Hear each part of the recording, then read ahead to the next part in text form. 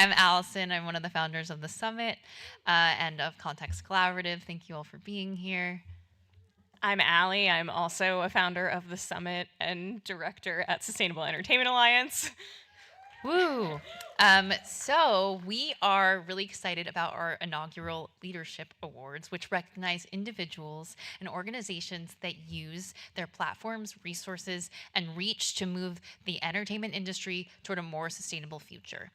When planning the Hollywood Climate Summit this year, we felt it was especially important to acknowledge the leaders in our field in a moment where we need courage and clarity to navigate the shifts in our industry and a changing world. As field builders and community organizers, we get to see behind the scenes of how things come to life, what really moves the needle, and who might be taking risks before anyone else can see the payoff. Because of this, we often feel the people who deserve the most gratitude in climate and creative work are usually the ones that we don't see in the spotlight. The builders creating support systems, the strategists and researchers focusing our attention and understanding, the risk takers trying things before they are proven or popular, the artists leveraging their platforms for the most urgent environmental justice issues. This year, we need to stand behind the people leading what comes next. It feels more important than ever to recognize and thank the leaders supporting creative communities and moving real resources, financial, creative, and institutional, toward environmental work that matters. Today, we're proud to present the inaugural Hollywood Climate Summit Leadership Awards, honoring individuals and organizations across the entertainment industry who are using their platforms, influence, and knowledge to drive meaningful climate action in entertainment, in the public conversation, and around the world. And in a few moments, I'd love to invite Ellis Watanamak up to the stage to present the first award. Thank you.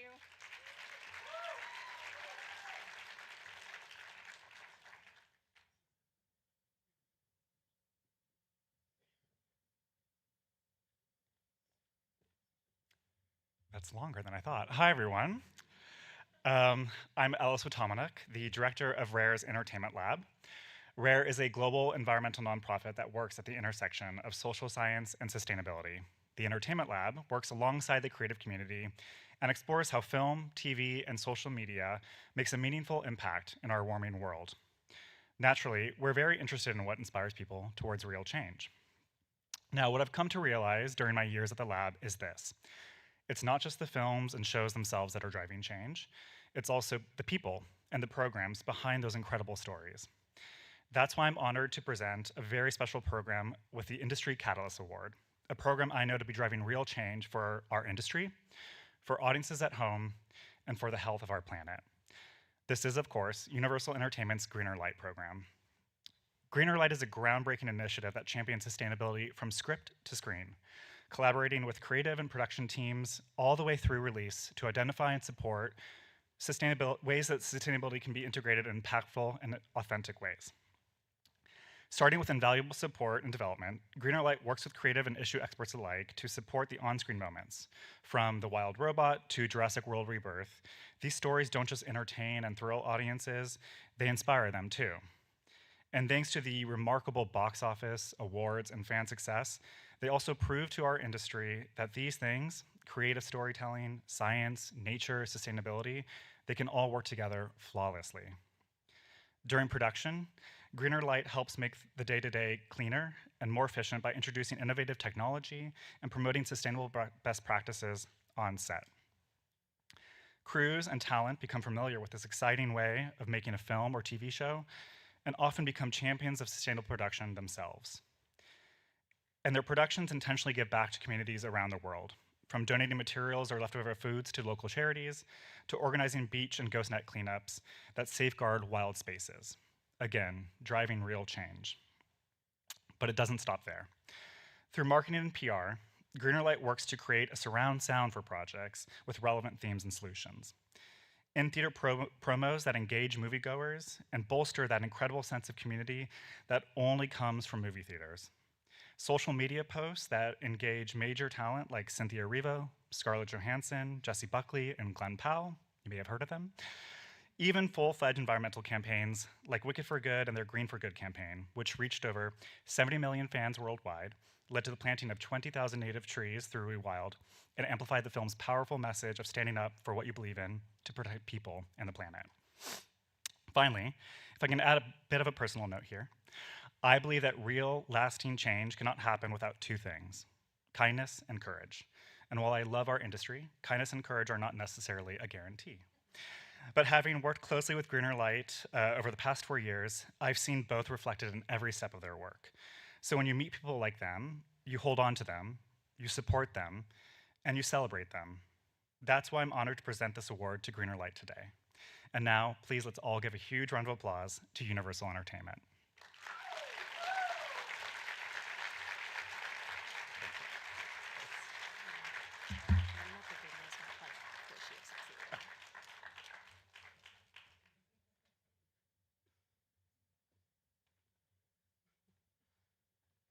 Hi, everyone. I'm rolling up with a crew here. Thank you so much, Ellis. You're the best. And thank you to the Hollywood Climate Summit for this incredible recognition. And congratulations to the other honorees. We are extremely inspired every day by your work. This community is so special because it's about the work. It's not just about the conversation. It's about how we actually show up as an industry to meet this moment and to create positive change and solutions. My name is Kimberly Bernick. I'm the Vice President of Sustainable Content and Partnerships at NBC Universal. And I'm joined up here today by just a few of my incredible colleagues at NBCU who are all a part of the GreenerLight program in some way, shape, or form. The GreenerLight program, which sits under Universal Entertainment, exists first and foremost because of our ongoing commitment and support from our leadership. It was our chairman, Donna Langley, our chief financial officer, Adam Moisey, our chief business officer, Liz Jenkins, our president of Universal Pictures, Peter Kramer, our head of Universal Marketing, Michael Moses, along with so many other leadership that across our company who believed that sustainability should not live on the sidelines of our business and instead should be built into the core of how we make our entertainment. But it's many of the people alongside me today who have been in the trenches to help grow and institutionalize the program across our studio.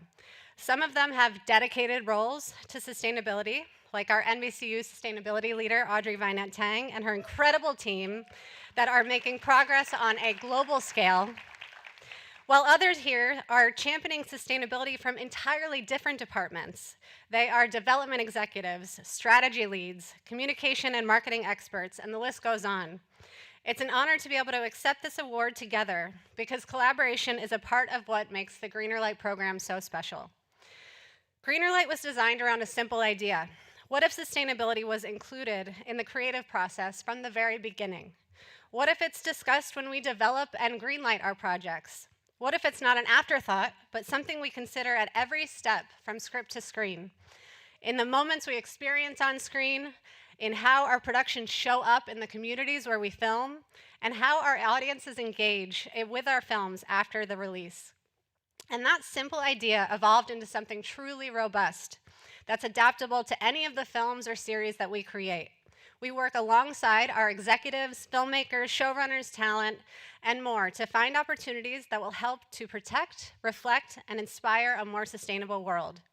So, when we have a blockbuster movie starring an iconic green witch striving to make her world better, we can bring those ideas to life through the Green for Good campaign. Or when we film in precious, beautiful locations, we can partner with local organizations on ocean and beach cleanups and tree plantings to make sure that we're leaving these places better than when we got there. Or when we have marketing materials that would otherwise be discarded, we can turn them into unique gifts so that people can feel like they own a piece of cinema history. And you all know, work like this can be challenging and it's never perfect. So while this recognition means a great deal, it's also motivation to continue growing, evolving, and strengthening the work that we're doing. Thank you to everyone at Universal, both here on the stage and those watching from their offices. Thank you to our filmmakers, showrunners, and talent who have proudly raised their hands to get involved. Thank you to all of our experts, organizations that have come to help guide us with their science. And finally, thank you again to the Hollywood Climate Summit, not just for this honor, but for creating this platform that connects storytellers, scientists, executives, and advocates, because we need everyone's voices working together to truly make progress in protecting this planet that we all share. Thank you so much.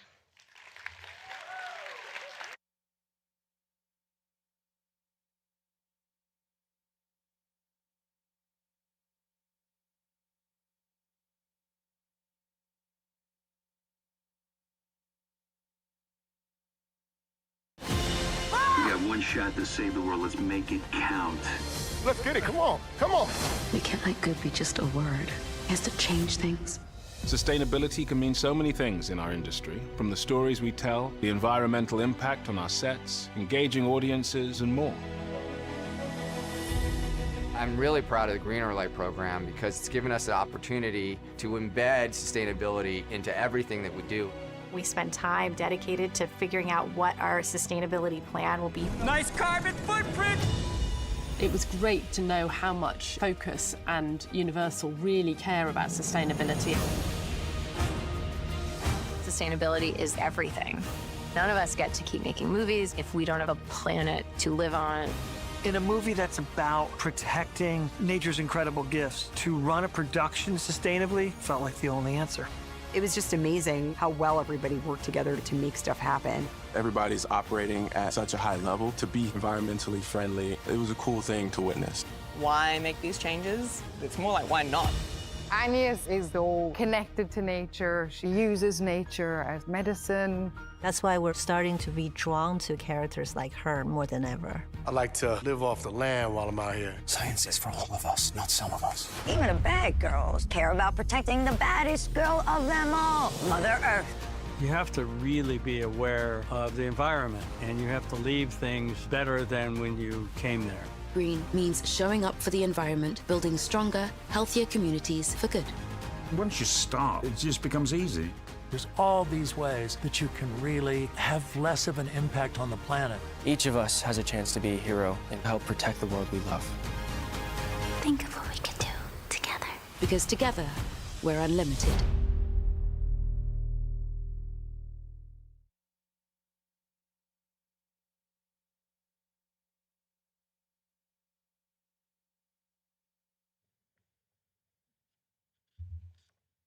Hi, everyone. My name is Heather Phipps. I'm the Executive Director of the Hollywood Climate Summit. And on behalf of the Hollywood Climate Summit, we are honored to present the Institutional Leader Award to Meredith Shea, Chief Membership, Impact, and Industry Officer at the Academy of Motion Picture Arts and Sciences. Meredith has dedicated her career to championing film and supporting the creatives behind it. Through her leadership at the Academy, she has helped sustainability take root as a core responsibility and an opportunity for the creative community. Through its membership, convening power, and ability to shape professional culture across every branch of our industry, the Academy has made space for filmmakers and creative innovators to be seen, supported, and celebrated. Meredith's leadership has helped the Academy members connect sustainability across disciplines, crafts, and lived experiences. This recognition of her leadership means so much to our team at the Hollywood Climate Summit because we are endlessly grateful to Meredith for being a champion of our work. We extend our heartfelt thanks to her and her entire team at the Academy for their years of advisorship and for hosting the Hollywood Climate Summit. For an institution like the Academy to share its resources, rooms, and trust with an environmental advocacy organization like ours is both profound and rare. But in doing so, they have provided the industry with a model of what support for community and impact work can look like. It has changed what was possible for the entertainment community we serve to gather on this issue in a way that would never have been possible without them.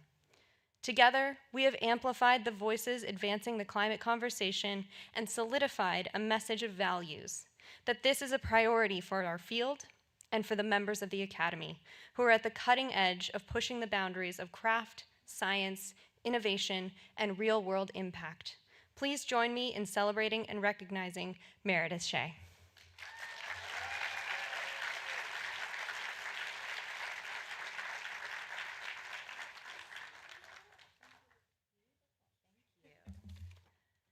Thank you so much, Heather.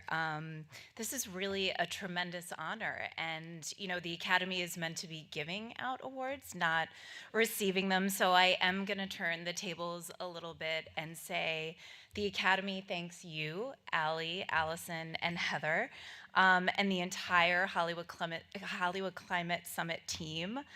I'm so grateful for this tremendous honor, and I remain so inspired by your continued dedication to bettering this world and making sure that there is a safe space for future generations to tell their stories. I want to sincerely thank Academy CEO Bill Kramer, President Lynette Howell-Taylor, and our entire Board of Governors for their tremendous leadership and commitment to the global film industry. I am just one person representing the Academy staff of over 700 team members across 4 different buildings here in Los Angeles, as well as our New York and London offices. And I want to sincerely thank my Academy colleagues across teams who champion our sustainability efforts, specifically Chief Operating Officer and General Counsel Brendan Cannell Jr. and his teams, for ensuring that the Academy operates as an environmentally responsible organization, as well as the Academy's that's me. I have to thank our Chief Marketing, Communications, and Content Officer, Jen Davidson, and her teams for amplifying this work to the industry and beyond.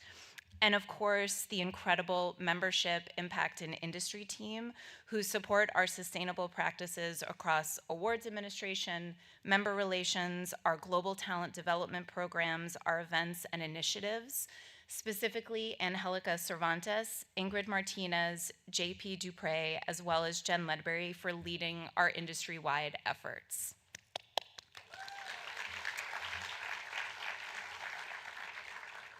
With a global membership of over 11,000 of the most accomplished film artists and leaders, the Academy is the home of cinematic expertise, and our reach is unparalleled. I'm so grateful to every Academy member who supports our mission to recognize and uphold excellence in motion picture arts and sciences.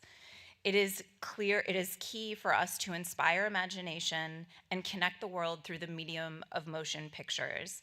This includes that there is a future for filmmakers to tell their stories safely, and as we approach our 100th, it is vital that we ensure that there is a future for film stories to be told. We are so honored to host this summit and convene the industry to discuss eco-practices, share resources, and come together to create positive change. I am so honored to receive this inaugural award, and I have to end because it is game 1, but I am gonna say, go Knicks, and thank you all so, so much.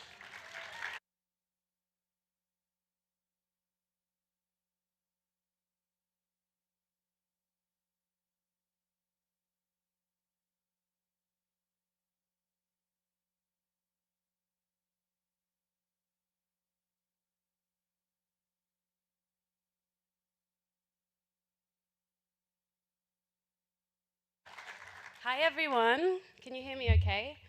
Okay, I'm glad this is a good height. This is my worst nightmare, having to wrestle the microphone to me.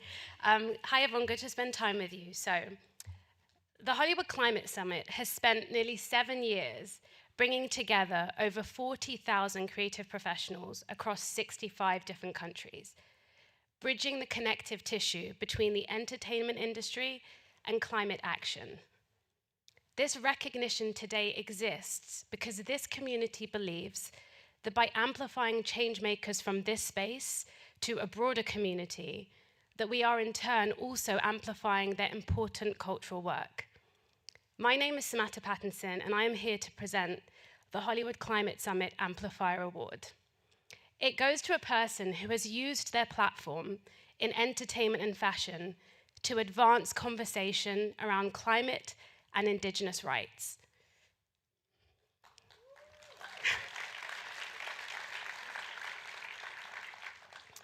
Now, the word amplifier is not megaphone, it's not speakerphone, it's amplifier. And that word is important because it requires something of a person that is different. It requires that person to take something that already exists, that is true, that is real, and that is authentic, and to give it more power, more resonance, and more reach. And that is exactly what today's honoree does. Quannah ChasingHorse is Hangwinchin Sikangu Oglala Lakota, born on the Navajo Nation, raised in Alaska, and part of an incredible legacy of land protectors that spans back over 4 generations. Her relationship with land, with animals, with the water that sustains her community is inextricable from her art. After a landmark campaign with Calvin Klein in 2020, she went on to grace the cover of magazines like Vogue, Harper's Bazaar, Tatler, Elle. She is modeled for some of the world's leading fashion houses, and her Met Gala look, designed in collaboration with the Navajo community, went viral. She has won numerous awards and acted, and is stepping into a new role as co-director of her first feature film, Beautiful Resistance.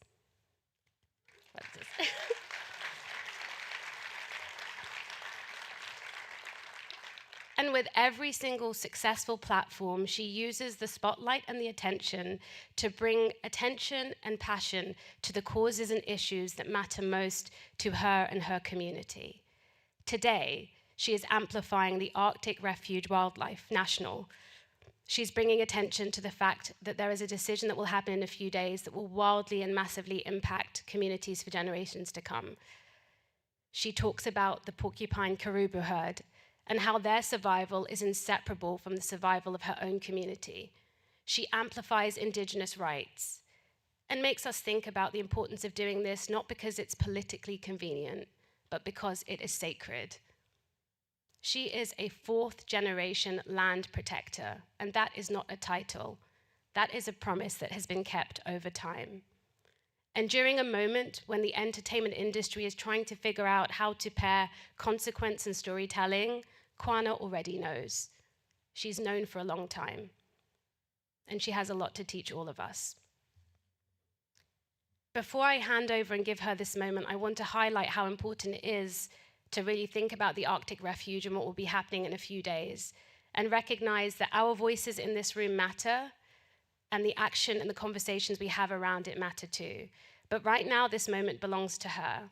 So please welcome, and join me in welcoming, the recipient of the Hollywood Climate Summit Amplifier Award, land protector and model, Quannah ChasingHorse.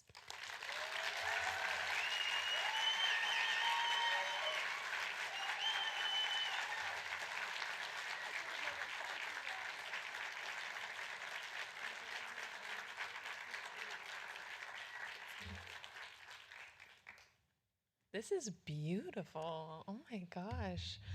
Well, hello again. I was just up here if you were here. Good to see you again. But if you haven't, I'm happy you're here. I'm Quannah ChasingHorse. That was a beautiful introduction. Thank you so much. And thank you for amplifying, the Arctic Refuge.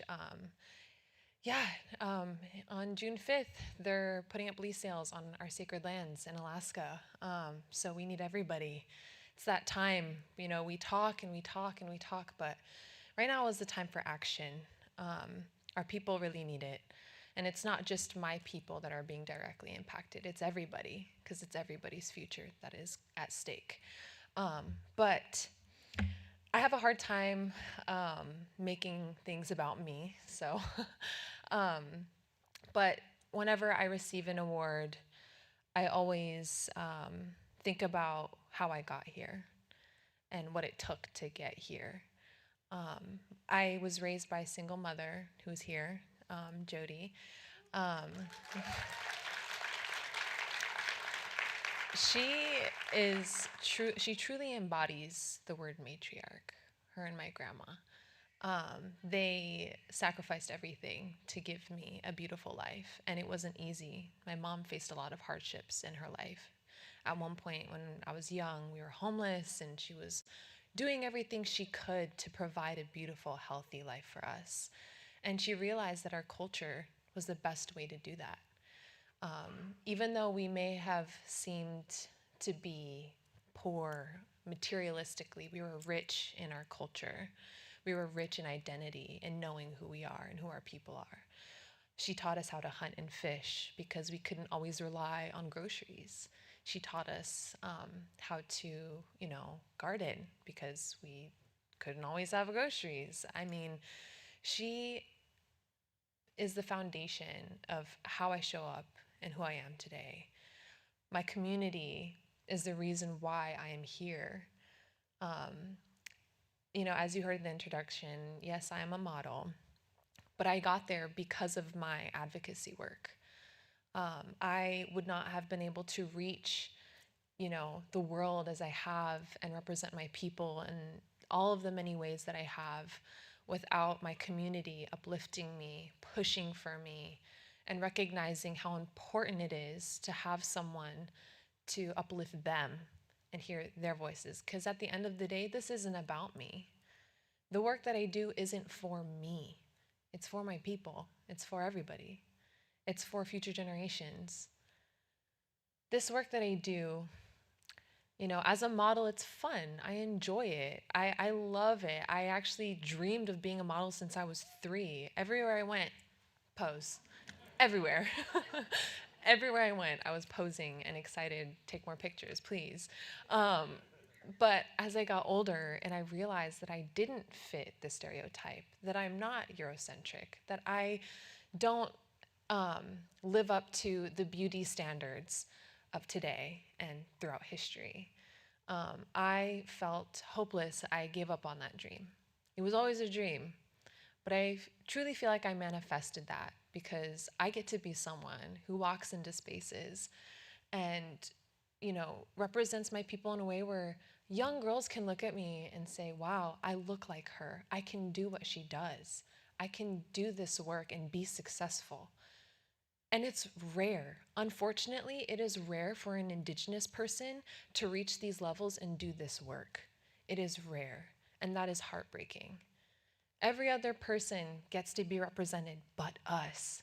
And so it is truly an honor to be someone that can amplify and represent and do this work in a good way, while also filling my cup, because I don't do this work because it makes me feel good about myself. It makes me feel good about how I get to support my community. It makes me feel good about, being able to build relationships and help, the fashion community feel like they can connect with the climate community, because there is a bridge, that we can bridge that gap. We can help people see that there are ways to have these conversations and it not be two polar opposites. As Indigenous people, I am forced to learn to walk in 2 different worlds. Walking in 2 worlds is not easy. This colonial society that we all live under is foreign to us. I've had to learn how to show up in these spaces. And I then get to go home and practice my ways of life and be who I truly am at my core. And that's beautiful because I'm statistically and historically not supposed to be here. But my people are resilient, and we're here for a reason. We are stewards of the land. We always have been, and we always will be. And you'll always find me backing my people. I don't always have to be at the front, but if I can be someone that makes someone feel powerful enough to share their story, to speak their truth, I will do that. I will take a step back and I will hand over the microphone proudly, letting my people do what we've always done. I just get the opportunity to do it in bigger rooms with really important people that can make a massive difference. The amount of money that we see that goes around, the way that our people, our kids, could only dream of it, to have even the slightest bit of access to support our communities, to have resources that can make sure that we're thriving, not just surviving. Because we're tired. I'm tired. I know a lot of Indigenous people are tired, and it shouldn't just be up to us to do this work time and time again. Yes, it's important to have Indigenous voices at the forefront, because at the end of the day, we are on the front lines. but we need people to support us, to back us. Because when people listen to us, they don't always hear us. But if someone else, another person that may not be Indigenous, but, like for instance, we hear Western science, but these are things our people have known for generations, but no one listened to us. And that's the truth. We've always known. We just never had anyone to truly hear us and listen to us. And we're at a time where that is needed more than ever. We just need people to support us, to hear us, amplify us, because we've been amplifying. We need to be amplified. So thank you so much. I would not be here without my community. I would not be here without my mommy. And I would not be here without the guidance and the incredible support that I've gotten from so many people within this climate space. I am so proud to be where I'm from. To go from Alaska to Hollywood, that was quite the culture shock for me, and it happened so fast, but I get to do this work and make a difference. So thank you for allowing me to show up, for bringing me into these spaces, for giving me the microphone, for honoring me, because at the end of the day, this is for my people. This is not for me. Thank you.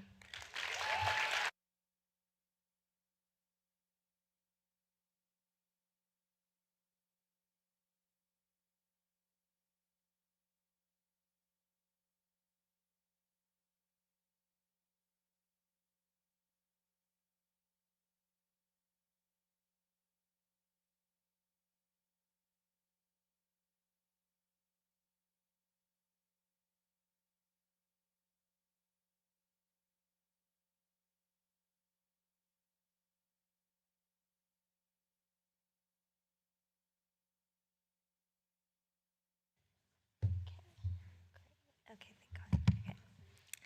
Okay. Hi, everyone. My name is Christy Drutman, also known on the internet as Brown Girl Green. Wow, okay, thanks. I'm a content creator, speaker, and founder of Green Jobs Board, a climate tech platform and community bridging the gap between job seekers and organizations building a future for people and the planet.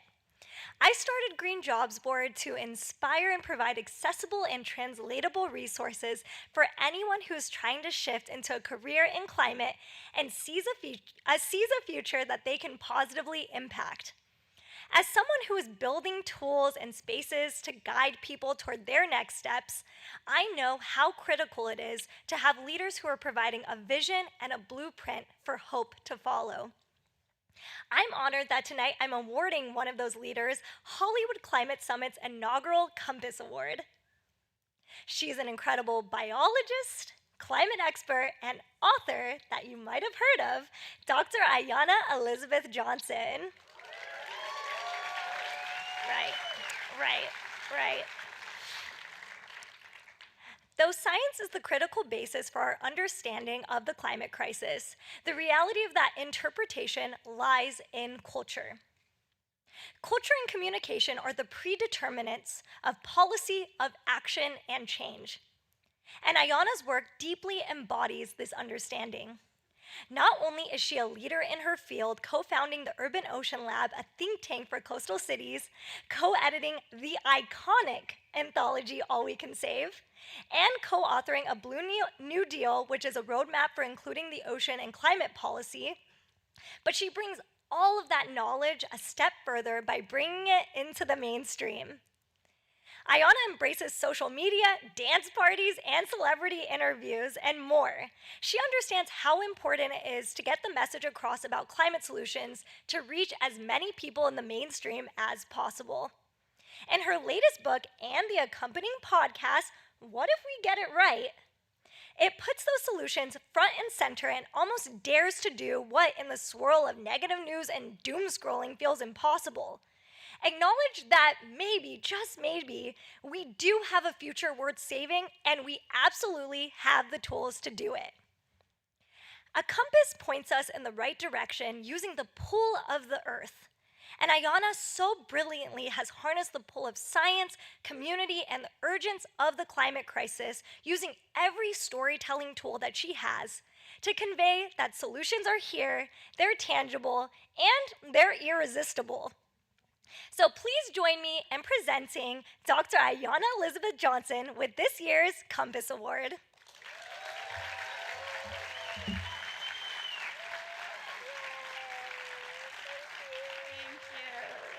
Congratulations. Enjoy, it's kind of heavy. I'm so glad to be here, but mostly I'm glad that the Hollywood Climate Summit exists.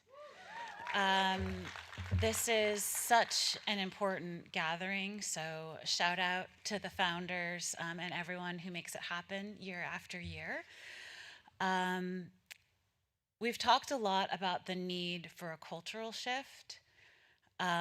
You and your institutions, your networks, we all need to be doing more and more and more collaborations. So I hope that over the course of this summit, you'll find new people to team up with and try things that haven't been done before. I think the word that we've been hearing a bit today is courage.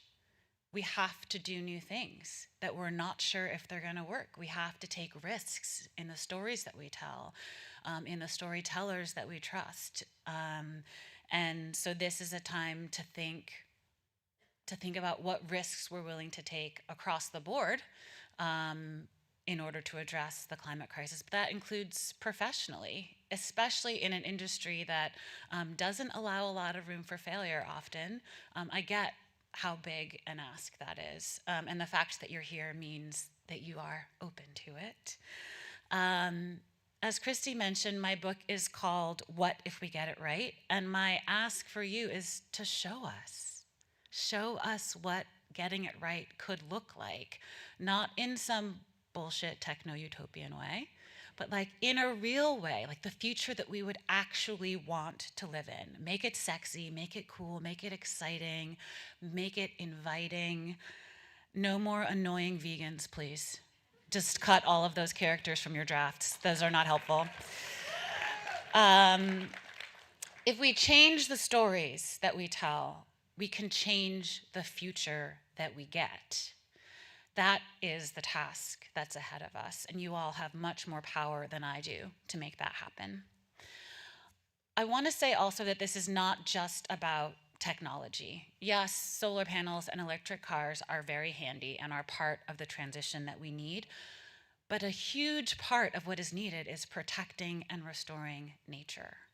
From the Arctic Wildlife Refuge to mangroves across the tropics, to our forests, as our colleague at Doris Duke Foundation, Sasha Spector, was talking about earlier. We need to be praising the magic of photosynthesis a bit more. Shout out to photosynthesis. So on that note, I thought that the best way to extend both my gratitude for the work that you all do, pushing your organizations to change from the inside, and for the work of the summit bringing us all together, was actually to share something brief that I wrote for the book called A Climate Oath. And this was inspired because many of you, I'm sure, are familiar with the concept of the Hippocratic Oath that doctors take to do no harm.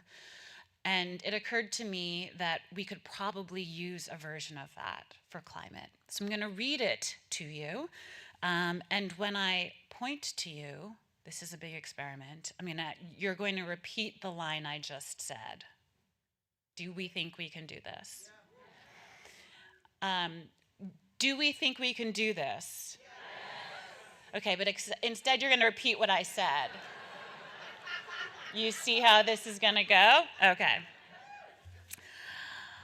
On the majesty of turquoise seas and fireflies and aspen trees, on the honor of our parents, our ancestors, and humans to come, on the wonders of laughter and sunshine, I make these devotions to climate solutions for my community and for our magnificent planet. First, move from I to we. We will expand our sense of interdependence. We will rein in our sense of individualism. We will ask, what should we do together? Survival is collective. Our fates are intertwined. Second, do no harm. We will restore and heal, not pollute and deplete. We will regenerate ecosystems and our own resolve. We will live lightly as part of the earth. Accountability, generosity, and sweetness. Third, less is more. We will expand our creativity and contract our consumerism. We will conserve and distinguish between needing and wanting. We will be gentle with our own perfections and others. There is such a thing as enough. Basta. Possibility exists. This is a world of our making. We can remake it, remix it, restore it, rebalance it. The path of least resistance is only one of many paths. I will be part of getting it right. We will be part of getting it right. Thank you.